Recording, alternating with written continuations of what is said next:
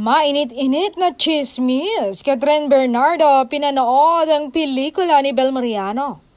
Shook! Pinatunayan ni Catherine Bernardo na fake news ang kumakalat na balita online na may bangayan sila ni Bel Mariano dahil sa isyong niligawan raw siya ni Donnie.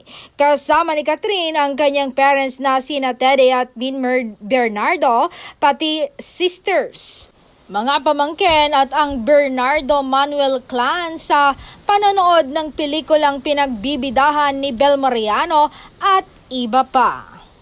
Nagpa-black screening nga ang aktres sa nasabing pelikula at inimbitahan nito ang kanyang buong pamilya sa panonood.